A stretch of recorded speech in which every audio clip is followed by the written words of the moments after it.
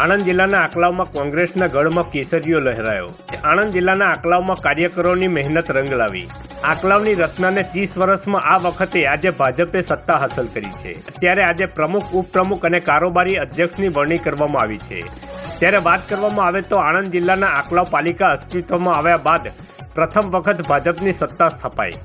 6 વોર્ડના 24 ઉમેદવારો પૈકી 10 ઉમેદવારો ભાજપના મેન્ડેટ પર જીત્યા હતા। ત્યારે 14 અપક્ષ ઉમેદવારોની પણ જનતાએ કરી હતી પસંદગી। 14માંથી 6 અપક્ષ કાઉન્સિલરોએ કેસરીઓ કર્યો ધારણ। 16ની બોડી બનતા ભાજપની આકલાવ પાલિકામાં બહુમતી। આજે આકલાવ પાલિકાના પ્રમુખ, ઉપપ્રમુખની યોજાઈ હતી ચૂંટણી। અપક્ષ મહિલા કાઉન્સિલર દ્વારા પણ નોંધાઈ હતી ઉમેદવારી। બહુમતીના જોરે ભાજપે આકલાવ પાલિકામાં સત્તા હાંસલ કરી। વોર્ડ નંબર 6ના ભાજપના મહિલા કાઉન્સિલર ઉન્નતિ પટેલ પ્રમુખ તરીકે ચૂંટાઈ આવ્યા।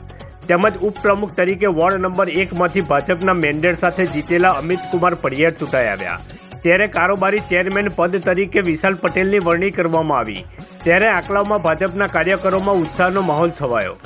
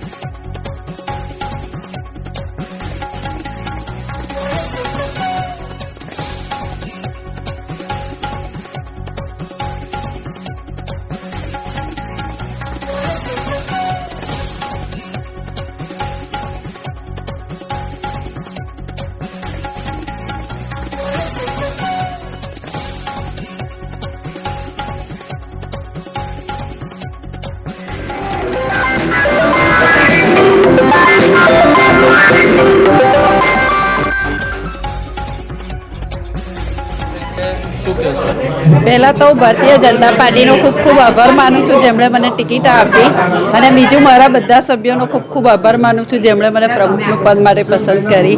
અને હવે વર્ષો પછી જે કેસરીયો રંગ લહેરાયો છે, તો હવે એના પર અમે એની માન મર્યાદા જાળવી રાખીશું અને આકલાવ ગામના સારા સારા કામનો વિકાસ કરીશું। વિકાસને કેટલું પ્રાધાન્ય આપશો અને કેવા કેવા કામને અગ્રતા આપશો? ખૂણે ખૂણે સુધી પહોંચીને બધા જે કામ બાકી રહ્યા છે એ પૂરા કરીશું અમે।